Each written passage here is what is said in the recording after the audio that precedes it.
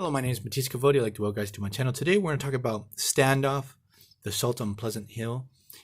A really solid crossover. At least I enjoyed it quite a bit. And in this particular story, before I spoil it for you guys, like for those who haven't read it, it's worth a while to sit down and read it, get a physical copy, read a digital one. It's a pretty fun read because from this moment on, I'm going to spoil the hell out of it because this is part like of a trilogy of crossovers where we have the birth of HydraCap in this particular story. Then we have the Civil War, which was like sort of a mess. But then we have the Secret Empire crossover that at least I enjoyed quite a bit. I know a lot of people didn't, but I did like the concept of HydraCap and the way they worked with it. I found it to be pretty entertaining. But everything starts here in the Standoff crossover. So I'm going to tell you guys what I liked, what I didn't like about this particular story, because it's not perfect. There's a couple of things that confused me and a little bit of filler. So without further ado, let's get into the first issue. Like the details of the issues that we're going to cover, I'm going to put them in the description. So in the first issue, in the introduction of this crossover, we have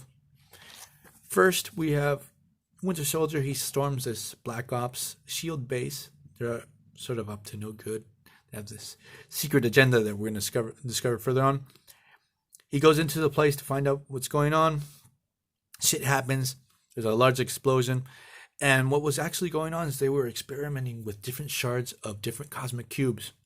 So what happens after the explosion, these different shards fuse into one cosmic cube and it becomes sentient and becomes alive. And that's what we're witnessing here, the birth of the character called Kobik or Kobik. I'm not sure how to pronounce the name. Then we cut to Pleasant Hill. So we have this guy. His name isn't relevant. Discover why in a little bit. He's living in this idyllic town. Everything seems to be perfect, but this dude is just not happy. He knows something's wrong. Like he starts to notice suspicious things. He has some types of weird blackouts. So he tries to escape from this town. He discovers there's a force field across the place, or he comes across with these secret agents all over the place. But he blacks out and he's reset again, and he goes on with his life. But every time they do this, he tries to escape, going through the sewers or trying to make a run for it, or using a car or whatever. But the thing is, the guy wants to make a run for it because deep down inside, he knows something's wrong. Then during the story, he encounters a house that's on fire. And when he goes there, he encounters a guy that tells him, you feel something's wrong with this place, right? And he says, yeah, well, there's more behind this whole place. There's a whole cover up. We have to be really careful because they're keeping a very close eye on us, so on and so forth. So we discover that the mayor of the town is actually Maria Hill. She used to be the head of S.H.I.E.L.D.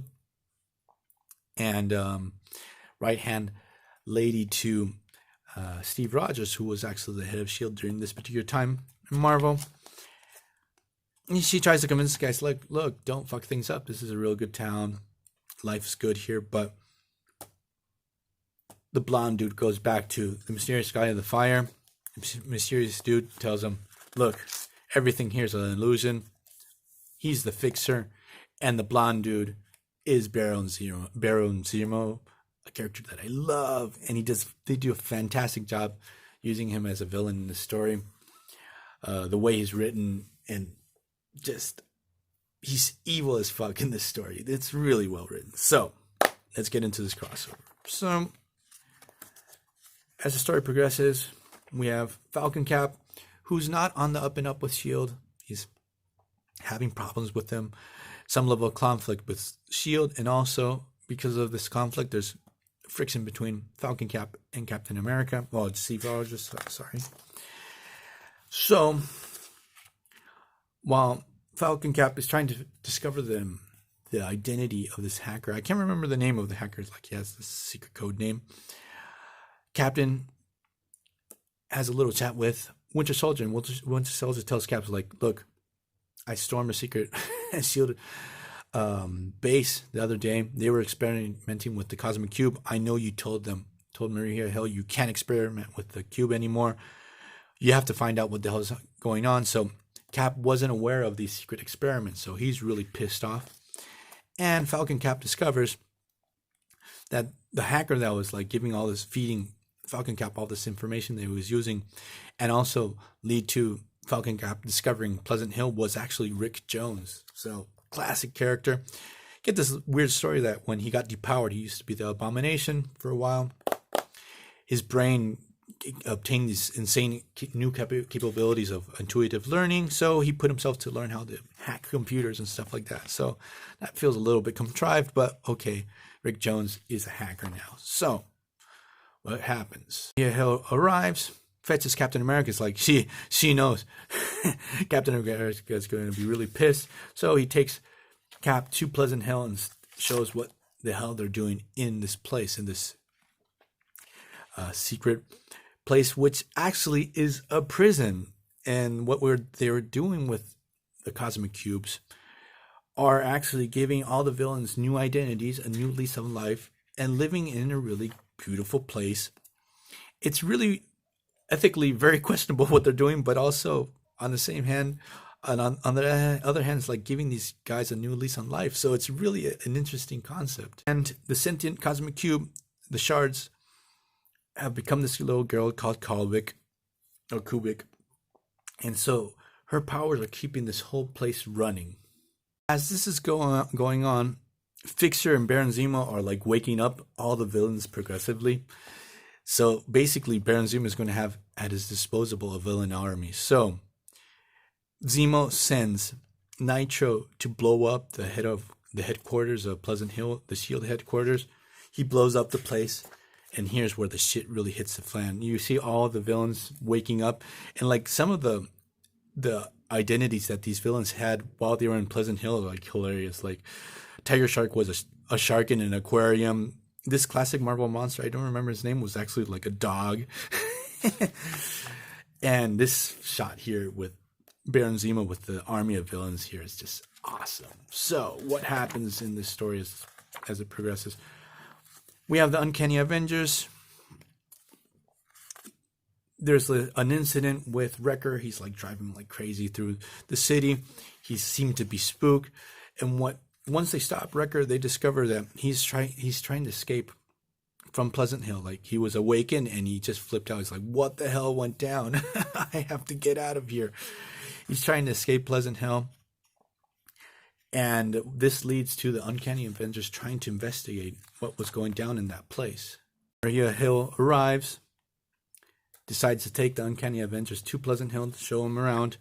But when they're there, they're actually attacked by another Maria Hill and another ship. This part actually makes no sense, because what we're going to discover, these two Maria Hills were actually supervillains going out into the world, searching, looking for help, and trying to free them from Pleasant Hill and free them from this whole situation.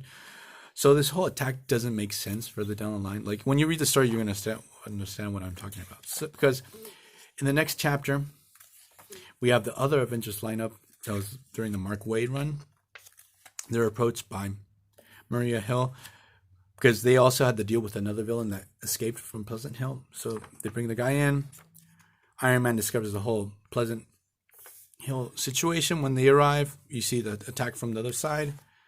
You get the classic battle between both Avengers team, the superhero misunderstanding. They don't know what the hell's going on. We have a brief battle between the Uncanny Avengers and the Avengers. And basically what happens is all of them get their mind wiped and get sucked into the Pleasant Hill prison. So what happens? We have Captain America. He's all messed up from the explosion. Maria Hill is in real bad shape. We have Baron Zemo. He tells Cap, he's like, Maria Hill's dying. It's like, Maria Hill can go to hell. She wiped our minds, gave us new identities. She had no right to do this. Baron Zemo is like really took all the SHIELD agents as hostages. He kills one off just to show off how serious he is with the situation. So Cap is like, I need a doctor. She's dying. He's like, be my guest. Go outside. If you survive, find the only doctor here, Dr. Selvig.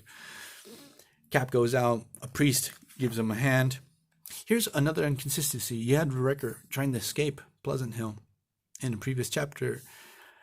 And he's back in, so there's probably coming oh man, I just realized that little detail. So trying to survive this whole situation, and in a bowling alley where he was having a chat with Kobik, the little girl, to see if she can use his powers to fix the place, he's confronted by Crossbones, and Crossbones just starts to beat the crap out of poor Cap. He's barely alive. Kobik saves Cap's life, brings him back to his young self, but something's different about this Cap that we're going to see as the story progresses.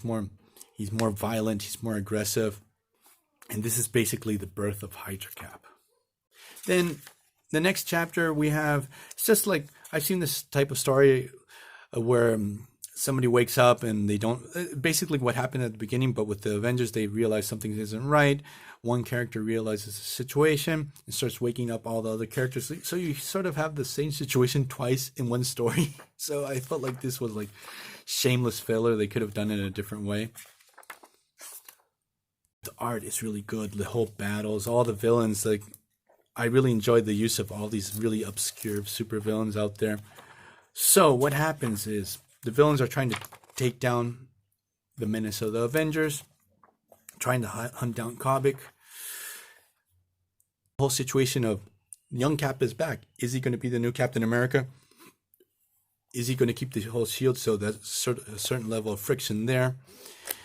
And after this, like, Zemo tries to capture Kobik using Kraven. There's that part of the story is really good too. And the whole final battle with the Avengers and all the villains, it's really, at least for me, it was really satisfying. And the effect of this particular story, we have basically the birth of Hydra Cap. You see him not using the normal shield. He gives back his classic shield to Falcon. He says, look, you're going to still be Captain America.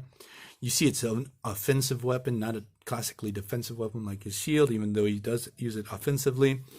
We have the rebirth of the Thunderbolts, the appearance of the new Quasar, which I don't understand why we needed a new Quasar, but we get a new one.